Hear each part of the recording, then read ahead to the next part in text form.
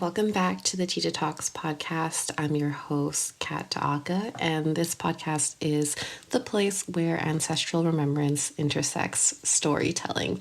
As always, I want to start today's episode in love and gratitude to our friends over at Radyo Kapwa, who so graciously host us every last Wednesday of the month on the radio, which is amazing. I think I say this in like pleasant surprise and amazement every single time that this show is on the radio. But we air every last Wednesday of the month on CKUT 90.3 FM in Montreal. And this show simply could not exist without the love, care, and support of our friends over at Radyo Kapwa. So I really do encourage you to go and check out their programming, both on the radio and through Center Kapwa. They do such incredible work in our community. So welcome back to our podcast today. What I am feeling called to share is about sacred rage and how that sacred rage has alchemized into the revival, sharing, and even my own practice of Baybayin, which is the pre-colonial script of the Philippines. So if you know me here, that's wonderful. Thank you so much. I do have a few other aliases, if you will, or other hats that I wear in my life. And the biggest one right now, my biggest hat that I'm wearing right now is the alias of Babayan Baby. I don't know why I keep saying alias, because I know it just also is me. Just really stepping into and claiming that as my identity as well. But Babayan Baby is my practice of Baybayin over the last 10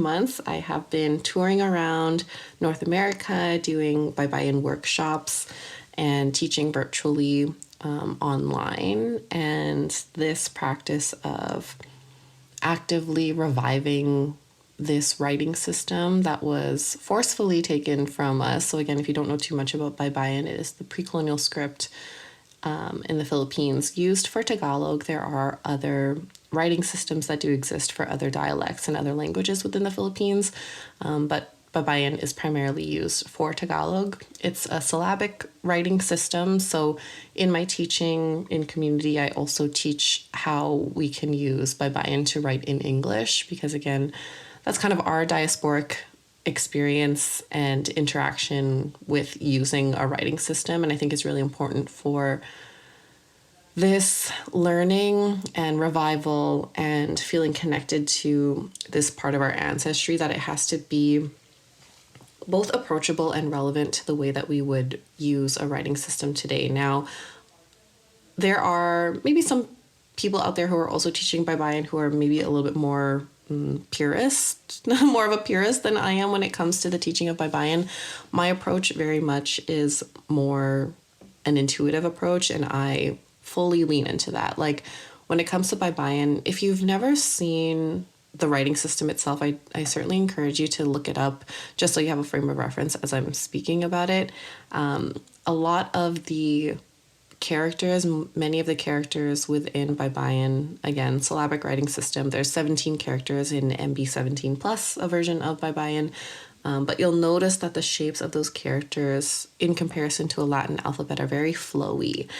They tend to mimic, in my opinion, motion that you find in nature, like the ways that rivers move or like edges of trees or mountains or things like that, right? And I think that people see, feel, interpret that in the ways that make sense to them. I also full body believe that we are actually just reawakening a way of expression that has just lived stagnant within our body. So I really do feel like it is an awakening of something that we already know.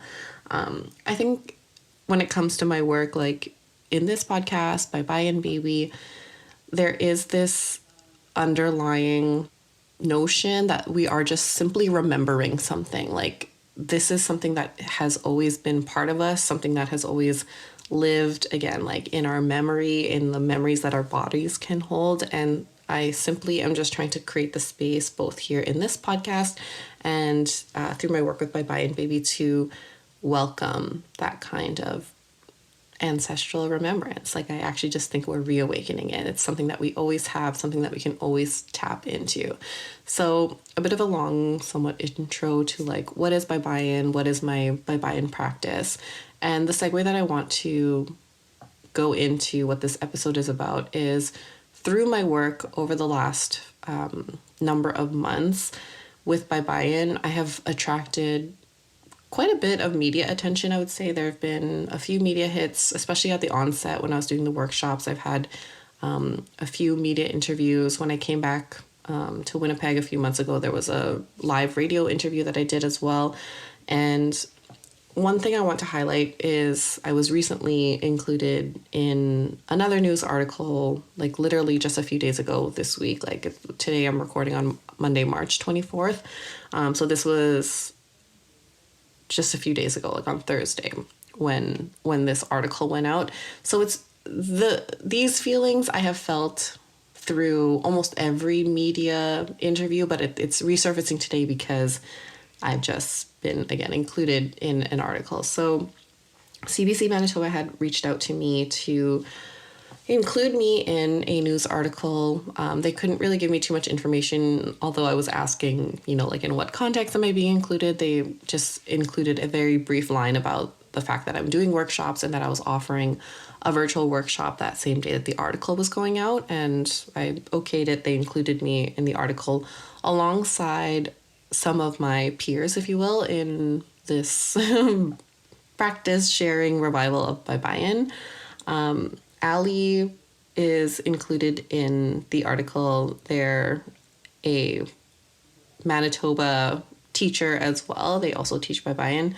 And another Manitoban named Paul was also included. Now, I want to talk about the thing that stirs in me when we talk about Bibayan in the media, when I get asked to comment on Bibayan in the media. Yes, on the one hand, I want to highlight this part of our culture. I want it to be in front of as many people as possible so that it might find, someone like myself, like diasporic Filipino, looking to connect back to myself, connect back to my heritage. But I actually also believe, like, one of the taglines that I use for Bibayan Baby is like, para sa lahat, para sa atin. So it's like, it's for everyone, it's for us. And I have no issue, and I actually encourage non-Filipinos to take on Bibayan as part of their own education and learning, just like out of curiosity, something fun to do, like at the very, very least. But at the very most, what I am finding and what I hope this work inspires is that it awakens this desire to learn more about oneself, right? So if you're not Filipino and you don't connect to the work in that way, I hope that the work leaves you longing a little bit more for what a homecoming looks like for you individually and how we can better amplify these erased, lost parts of our culture, because I think it's important that we do this work together.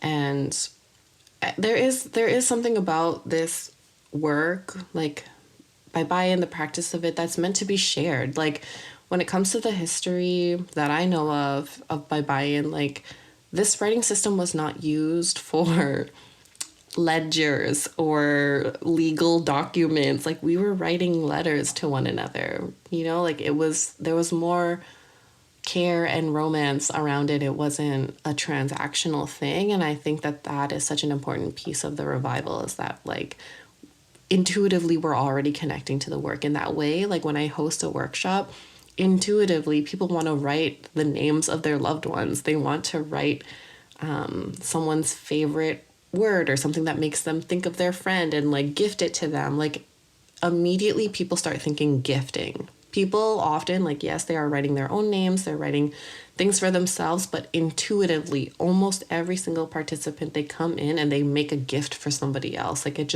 I don't instruct that just happens innately. And I think that that's so beautiful, and it just speaks to the way that I believe Bibayan is meant to be shared and as a tool for connection. So went off in a bit of a tangent, but CBC, back to this article, they had picked up a documentary. So now this is like getting into somewhat of a, well, I'm gonna bring you along on this like somewhat long-winded. Here's how we got to the CBC article. So back in November, I was approached by a Red River film student here in Manitoba. Her name is T.I.T.A. And actually, if you go to the CBC article, there is I believe a shorter version of a documentary that she put on.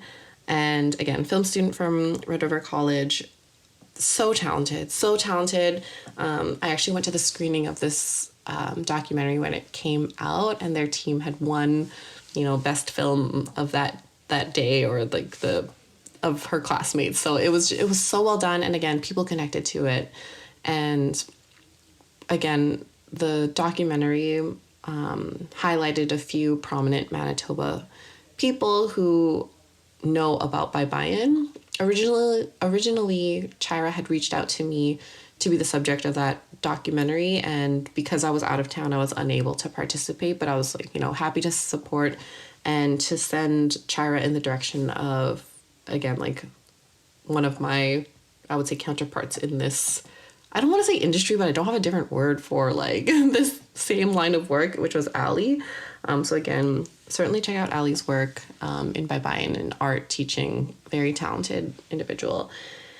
And then, okay, so Ali, for context, is Filipino, born in the Philippines, came to Canada. And the CBC article does highlight the fact that in Ali's story, and I hope I'm paraphrasing this correctly, but, being displaced physically from your homeland, he was looking for a way to connect back, and that's how he came across Bibayan. So kind of similar in my own experience too. And then the second feature in that documentary and the CBC article, the subsequent CBC article, was a man named Paul.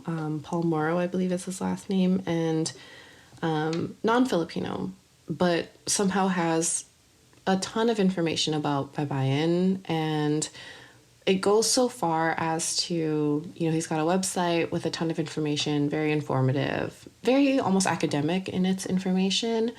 And he created a free font, Bibayan font, that's available online. And as far as I understand, his resourcing is available for free, which I think is important for other reasons. We'll get into it later. Anyways, so he's got a font for free available online.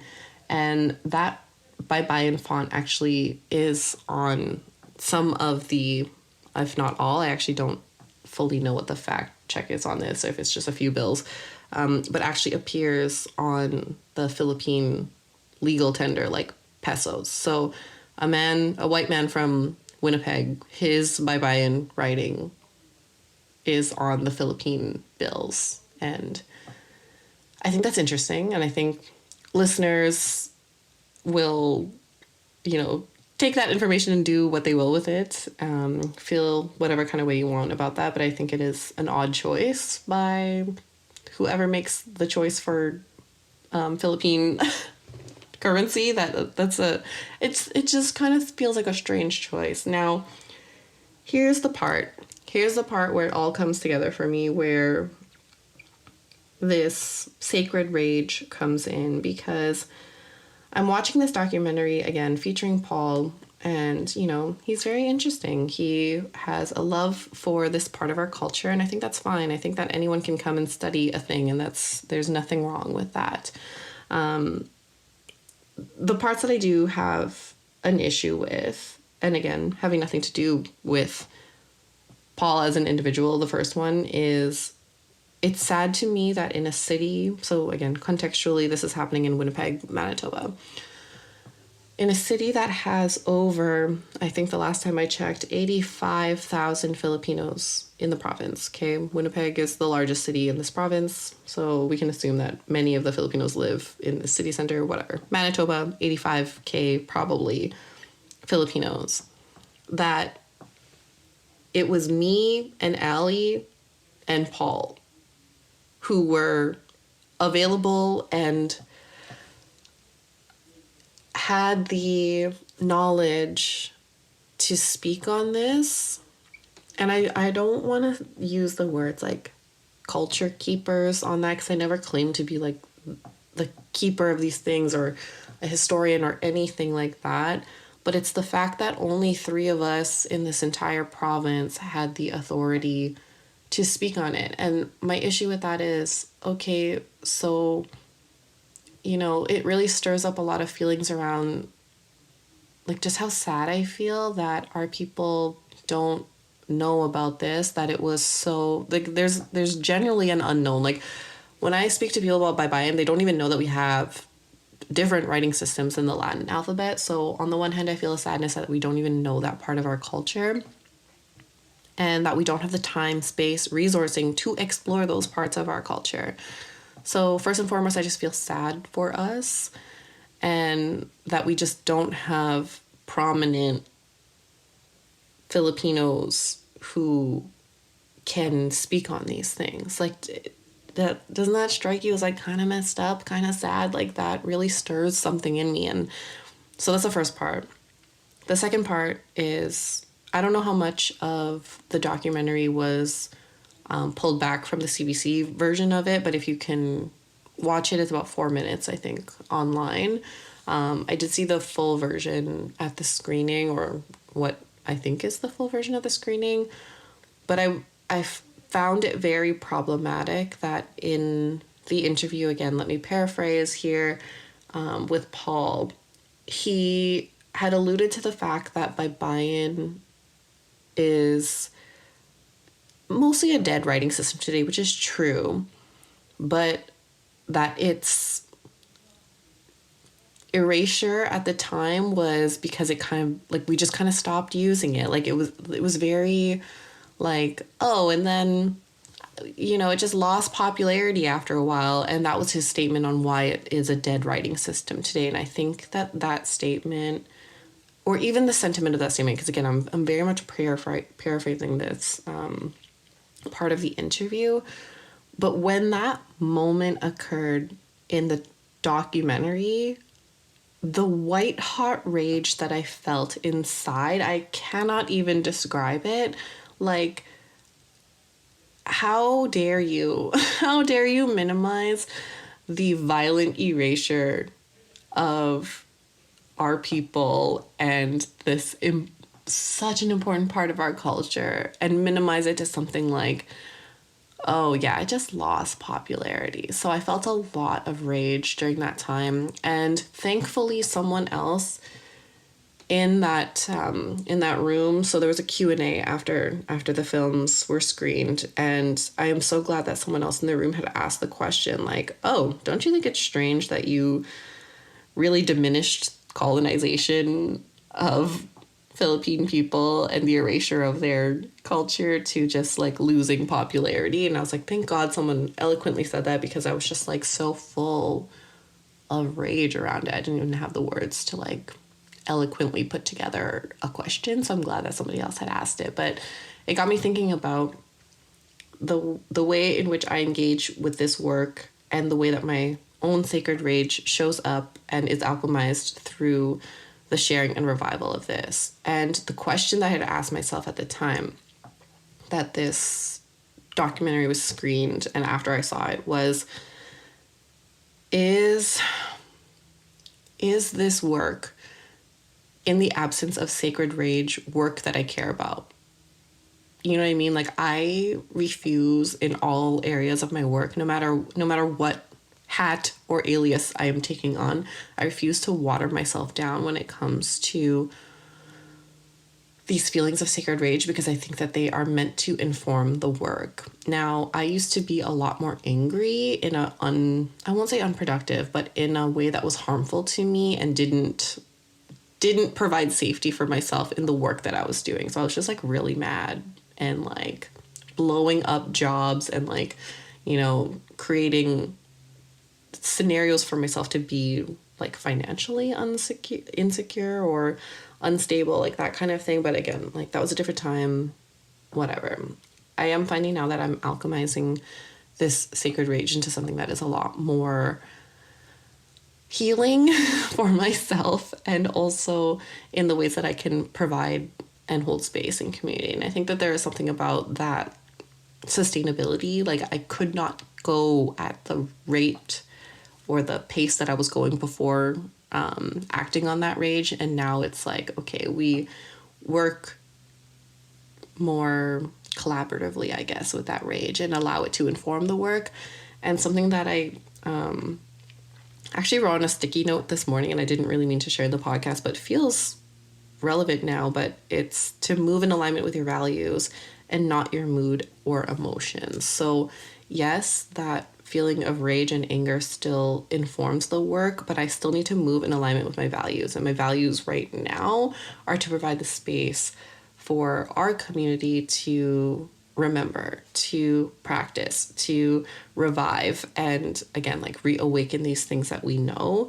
And that is the compass that guides the work. So the thing that I'm thinking a lot about now, especially as these media requests come in, is like my duty in ensuring that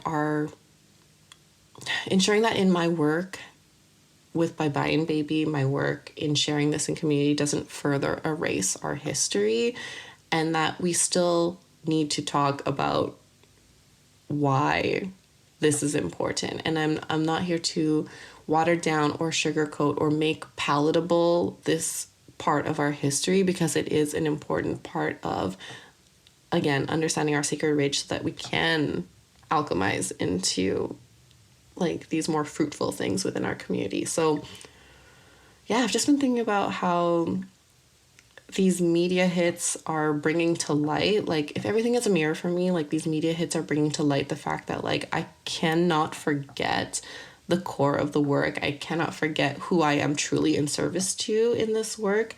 And I also cannot forget that my rage is valid, first of all. I think, again, the comment around the erasure of our writing system as losing popularity, I just did big air quotes right there, losing popularity, is so wildly invalidating to our experience.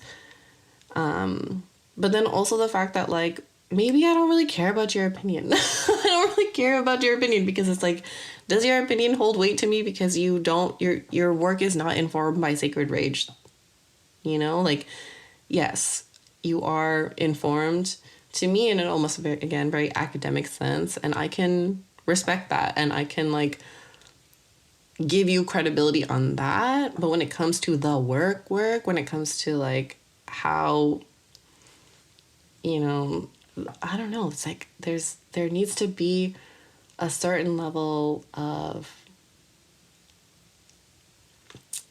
like, the work needs to be informed by something bigger than just the facts. Does that make sense? You know what I mean? Like it has to serve a greater purpose than just like, actually, I take all that back. I take that back. There's a time and place for everyone's type of work. I'm not gonna like poop on other people's work. I think that's, now that I'm saying it out loud, I'm like, wait, what am I even saying right now? What I mean is, for me and the way that I feel about this work, that's what's important to me. So I stand on that and I keep moving in that value. Like, again, moving in alignment with my values. And if someone else wants to go and do work differently than me, that's totally fine. But that's not work for me, if that makes sense. Like, I do not need to engage in that work. I do not need to participate in that work if it doesn't feel aligned to me. That was the point I was trying to get to. So yeah, I just wanted to share that story because I think it's easy to get lost in what I think I'm supposed to be saying, or what I think others expect me to do, or the way that they expect me to engage in certain work. But I also feel like I have a greater ancestor soul-led purpose around the work, and that I should not quiet that within myself. Lately, I've been working a lot on Bye Bye and Baby offerings, both in like a way where I want to make it sustainable so I can like live off of this, which means making more money, which means creating programs where, again, the exchange is for maybe a lot more money than I have been asking for in the past. And I've always had this model of how I want things to work, or what feels good to me is like a Robin Hood model where I take corporate clients. So for example, if I do a buy-in workshop for a corporate client and they pay me at a high ticket price, and I can then put those dollars back into community. And I have always wanted to just offer buy-in and community as a pay as you can.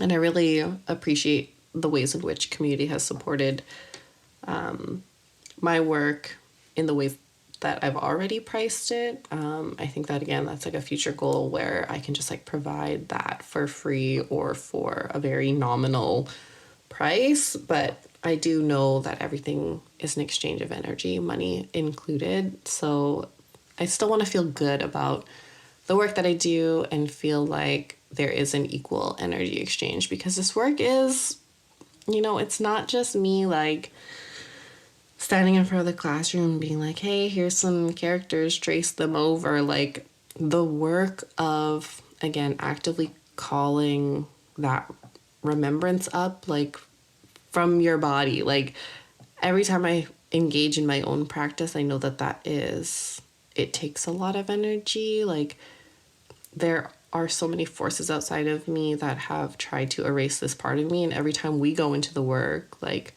every time you go into your bye-bye practice or I go into my bye-bye practice, it's like, oh, we're actually doing the work to free ourselves from that. And it's not easy work. If you get it, you get it, like I know that there's a real exchange of energy that happens there. And I think that, everyone who does that type of work should be compensated fairly. So I am in the stage now where I'm putting together like more offers, different kinds of offers where I can, again, make this more sustainable and so that I can pour more back into community.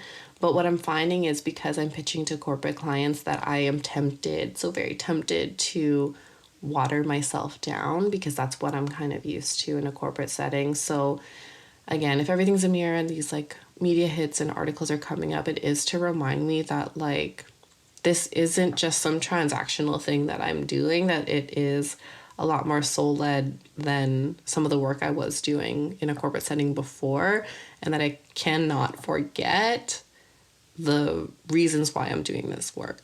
So yeah, that's me right now, full of rage all of the time, but doing a better job of doing something that is helpful with that rage, and not just helpful for other people, but helpful for myself. Like I have a lot more peace, I think, around the ways that I'm alchemizing my rage. So would love to hear your opinions on like, what do you think? What do you think about the practice of buy-in, the keepers of it? Do you know anything about it? Do you want to know more about it? Which is so funny. You should follow me on Instagram if you want to learn buy-in. But like actually, because I'm teaching hella workshops and trying to create some virtual spaces for us to practice and play a little bit more regularly. So if that is of interest to you, literally, because I want this for people like to be able to to learn this on their own, you can follow me on Instagram at Daaca, KATDAACA on Instagram. But yeah, just full of rage, just so full of rage. So that's our episode for today. As always, I am so grateful for you, the listeners, for our team over at Radyo Kapwa, who, again, just love y'all so much. Y'all are so helpful and kind. They're just like the nicest people. They're so nice. And have just like believed in the vision for Tita and believed in my voice and my storytelling. And I think that that is so important to have those people in your life. So I'm just so grateful every single time. So as always, you can catch Tita Talks, the podcast, on Radyo Kapwa every last Wednesday of the month live. And you can also catch all of the recorded episodes on the Radyo Kapwa YouTube, as well as the Tita Talks podcast on Spotify and Apple Podcasts. Long outro. Love y'all so much, and I'll see you next time.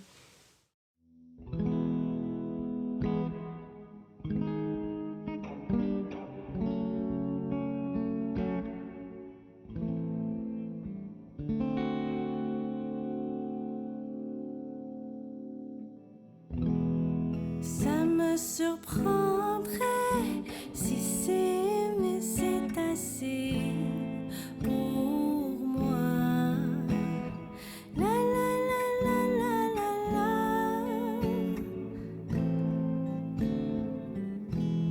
Je me suis retrouvée dans un trou bouleversé par toi.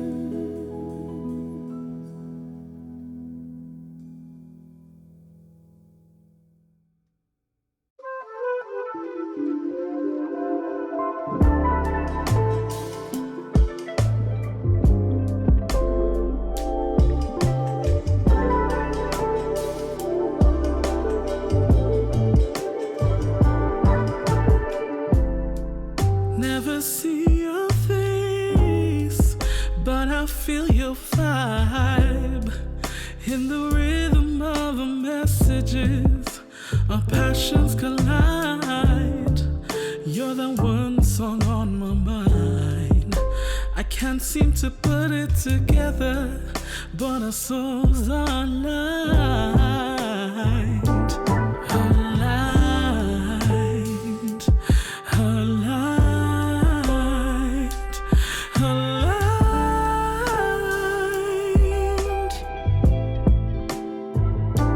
'Cause I just wanna know if you're into me.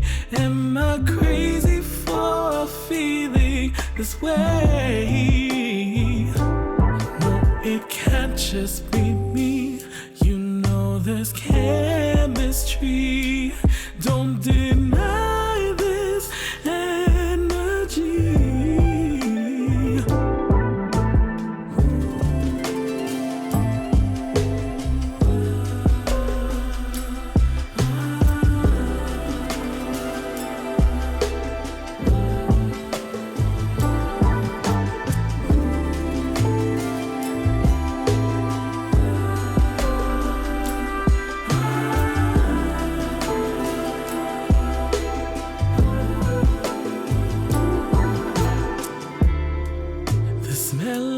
Perfume lingers on my skin, blooming like a flower in June.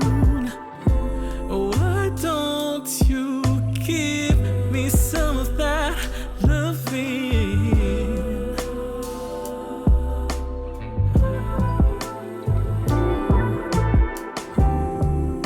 Honestly, I just don't want this to end.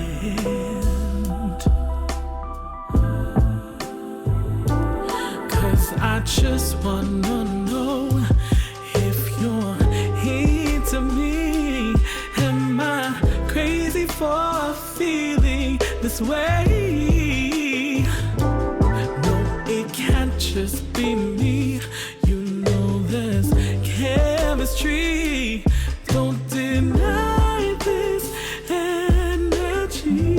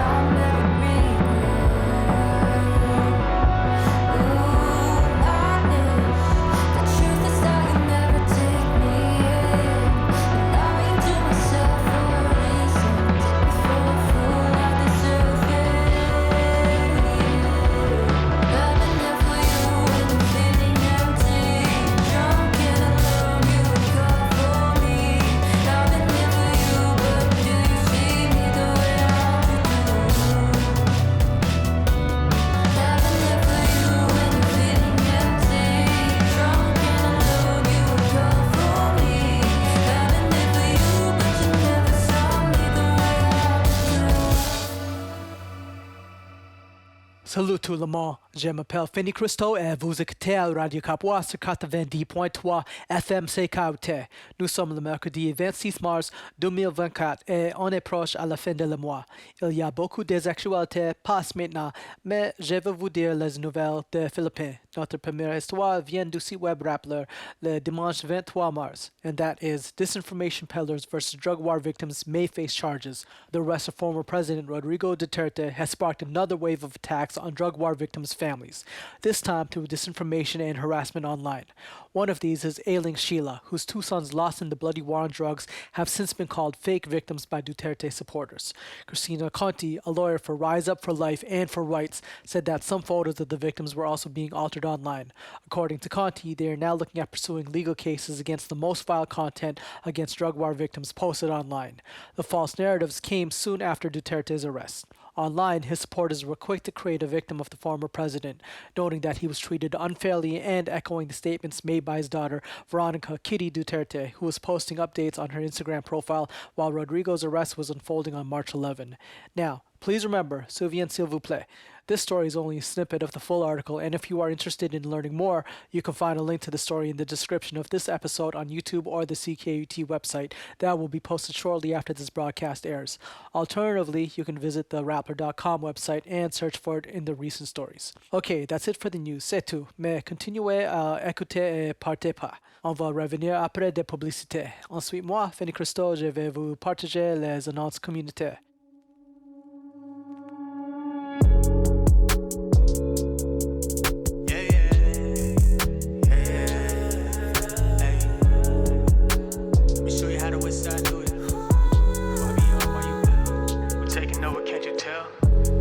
Bounce like I took an EP5 out the motherfucking trunk. Yeah, bounce like I'm throwing dollars, pesos in the motherfucking club. Yeah, this ain't no vacation, still I'm always switching my location. For the other side of the nation, for this money I be shrinking my patience. You know I smoke with a section, star side, send you bitches to heaven. Knee on the glow, plain Jane for the flex. Rep for my love, he knows. FTO with my brody, step on your block like these motherfuckers been knew me. You running the spot, better show me 60 side, let them know I came up with a whole lot of friends. Pull up, packing the bands, we should be going on 10. You and your mans, y'all can't come to the ends. Me and the brodies just did it again. We bouncing coast to coast, there's some money back, not a toe. Bitch, I'm getting all kinds of notes. All these diamonds are newly stoned. Whole lot of friends, pull up, packing the bands. We should be going on 10. You and your mans, y'all can't come to the ends. Me and the brodies just did it again. We bouncing coast to coast, there's some money back, not a toe. Bitch, I'm getting all kinds of notes. All these diamonds are newly stoned. This one's for MTL. YVR, yeah, you know what we are. Yeah, I'm good out in my town, but I'm also good up in yours. Bouncing back, coast to coast, I'm screaming, fuck it, we ball. Yeah, they hate that I'm 5'7", making other rappers look small. They ask and say what you on, I say I'm here for my job. Make it look like a vacay, pop in the show that I'm gone. Cruise shit where the stew is, making sure that we lock in the songs. Drop a verse, hop in the terse, I'll be back home in the morning. Whole lot of friends, pull up, packing the bands. We should be going on 10. You and your mans, y'all can't come to the ends. Me and the brodies just did it again. We bouncing coast to coast, there's some money back, not a toe. Bitch, I'm getting all kinds of notes. All these diamonds are newly stoned. Whole lot of friends, pull up, packing the bands. We should be going on 10. You and your mans, y'all can't come to the ends. Me and the brodies just did it again. We bouncing coast to coast, there's some money back, not a toe. Bitch, I'm getting all kinds of notes. All these diamonds are newly stoned. I've been spending my time, quarters and dimes. Motherfucker want a piece of the pie. Losing their minds, can't see the signs. Even if the stars bout to realign. While you well, I'm round, boost on for the grub. Hit a lick, then we out. 2 V's on my neck, bitch, you ain't even know I'ma hop out and go ghost. Pull that skirt, knee on the club. Frankie and Zane, fuck the shit up. Start bound, start side. Smoking the sec, you ain't doing enough. Out of the east shit, I just be made with love. Baby, these thin lip boys better watch the tone. If they ain't about money, I'ma hit them with the drone like. Whole lot of friends, pull up, packing the bands. We should be going on 10. You and your mans, y'all can't come to the ends. Me and the brodies just did it again. We bouncing coast to coast, there's some money back, not a toe. Bitch, I'm getting all kinds of notes. All these diamonds are newly stoned. Whole lot of friends, pull up, packing the bands. We should be going on 10. You and your mans, y'all can't come to the ends. Me and the brodies just did it again. We bouncing coast to coast, there's some money back, not a toe. Bitch, I'm getting all kinds of notes. All these diamonds are newly stoned.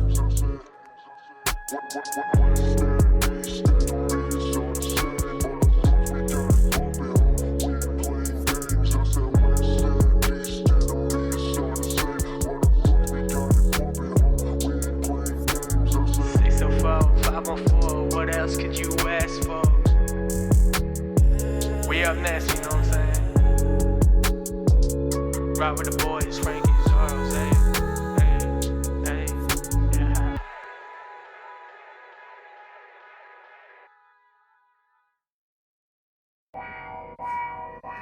Man,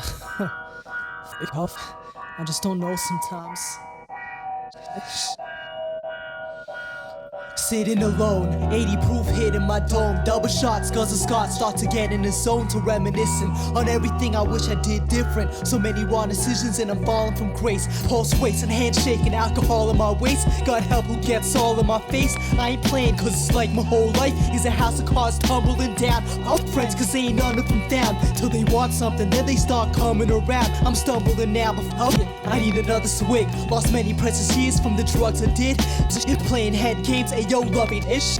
Pac, I feel you, crucified for being a real dude. But sometimes in order to keep moving, you gotta conceal truth. Too many bad habits I still do, but my weakness is power. The sweet is ours, and I'm good, regardless, it's sweet or sour. Though some days I wanna jump off the CN Tower. I hate this, imagine how this world would be if I ain't exist.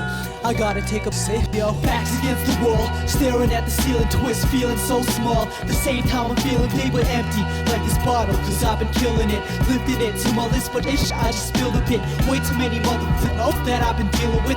Try to play hero, but they think I'm on some villain-ish.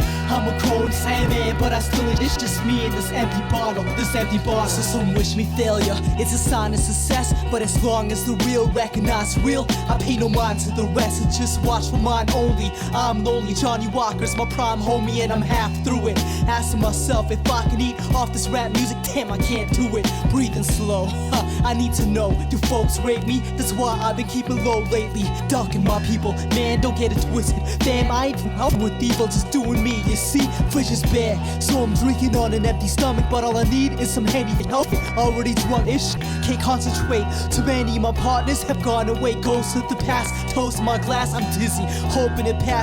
Can't walk or think straight, this the last time. And I know I said that last time. Against the wall, staring at the ceiling, twist, feeling so small. The same time I'm feeling big but empty, like this bottle, cause I've been killing it. Lifting it to my list, but ish, I just spilled a bit. Way too many motherfuckers that I've been dealing with. Try to play hero, but they think I'm on some villain-ish.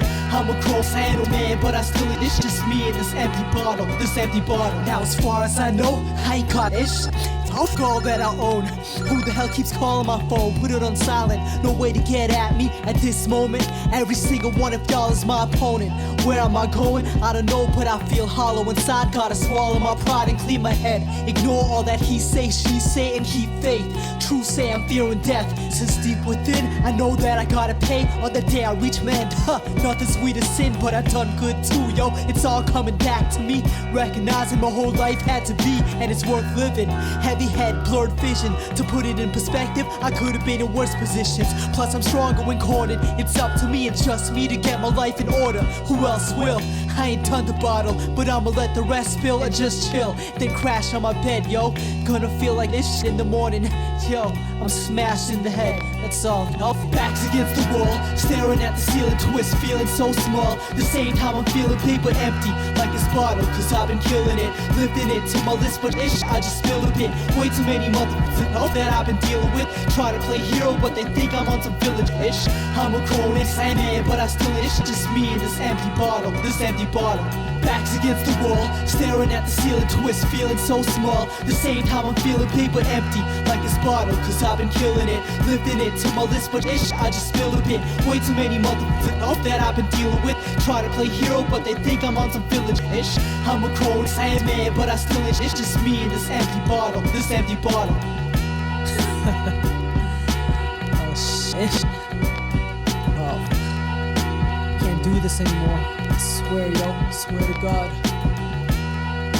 Oh.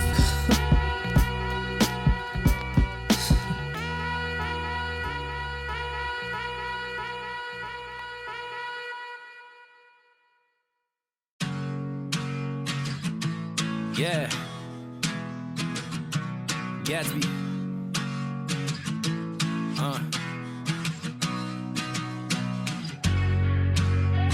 Na na na na na na na. One time for the ladies, another time for the homies. Yeah.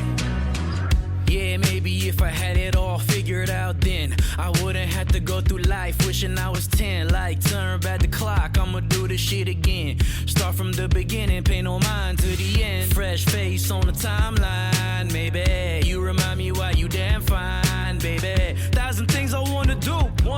First one is forget about you.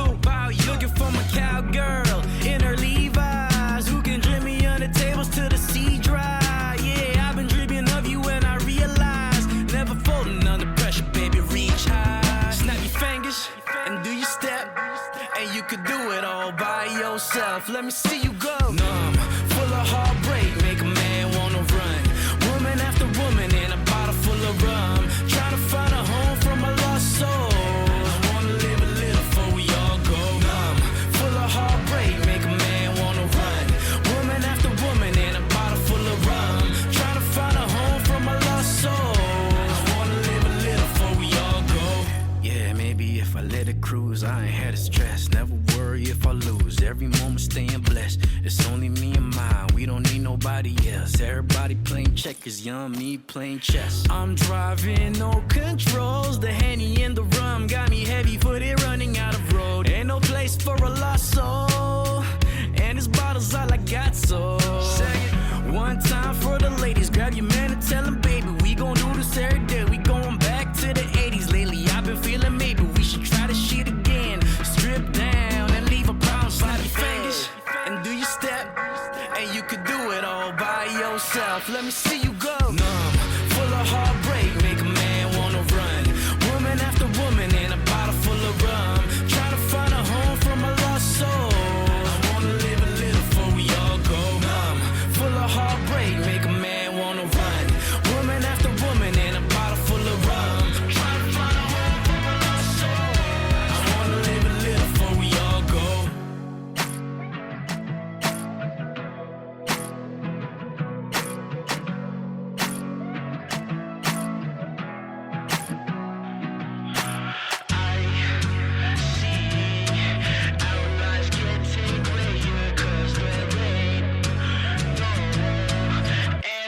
To these prayers. Let me see you go. Numb, full of heartbreak, make a man wanna run.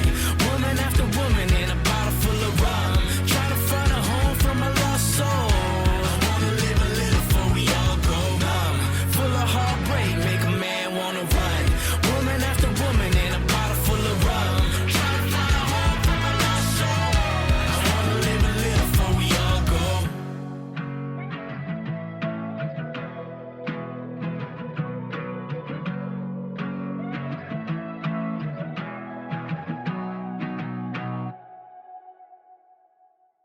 Bienvenue, je m'appelle Fanny Christo et vous écoutez à Radio Kapwa sur 90.3 FM CKUT. C'est le temps pour des annonces communautaires et je vais vous dire des événements à Montréal. D'accord, obtenez un crayon ou stylo et des feuilles de papier ou ouvrez votre calendrier d'application mobile. On prêt? On y va. First off, today actually, March 26th, this evening starting at 6 p.m. and ending at 8 p.m., join Community Centered Knowledges and Black Healing Center for round 2 of an interactive workshop exploring Black wellness through conversation and art. This is happening at Never Was Average at 7422 Rue Saint-Hubert, so come through to be part of a collective experience to define and shape the understanding of wellness of community. For more info, you can visit their Instagram accounts at community.ck and Black Healing Center. Then tomorrow is the start of the 4-day festival Access Asie Festival from March 27 to 30. It will be taking place at Tangent Espace Orange, which is near Metro Place des Arts. So what exactly is happening? Well, come experience the energy of Piña by Fake Nut, a choreographic piece that explores diasporic identity and memory through dance and music, highlighting the Filipino pineapple fiber that is often used to make our traditional clothing pieces called barongs. This is also in collaboration with Santa Kapwa, and before each show, there will be a mini fiesta featuring karaoke, Filipino bites, and an exhibition starting at 6 p.m. Spoiler alert, I'll actually be DJing with some friends for the opening night tomorrow, so if you're coming through, say what's up. And then next up, this Saturday, March 29, is another Santa Kapwa event, and you are invited. Yes, you. From 1 p.m. to 5 p.m. at Shift Concordia, our usual hangout spot. We'll be celebrating our third year anniversary and holding our annual general meeting. Drop by to learn more about us and our teams like Radyo Kapwa and the Cal Collective while we look back at the last 3 years and how we've helped support the mental health and well-being of our Filipinx Montreal community. Sign up is required, so please visit santacapwa.org to RSVP, or you can find the link at our Instagram account at Santa Kapwa. And that same day, Saturday, March 29, but a bit earlier at 11 a.m., join Cotanej Black Community Association, Inc. and Ujamaa Initiative for Black Entrepreneurship for an inspiring community gathering called Barriers, Embracing Diversity and Building Connections, dedicated to mentorship, cultural diversity, and the power of language. You will hear from motivational speakers who will share their journeys of overcoming challenges and embracing their identities. For more info, visit their Instagram pages at the.vibe and _CDNBCA. So yeah, cool. March is definitely ending off properly with all these events. So get yourself out there now that the snow is melting and get some of that sunlight that's starting to peek through the clouds. Okay, the community announcements also signals that we are near the end of our show, unfortunately. So before I sign out, just a reminder to keep listening and check out Radio Kapwa every Wednesday from 2 to 3 p.m. on 90.3 FM CKUT. This has been your boy Fenny Cristo sending out peace, love, and happiness to all.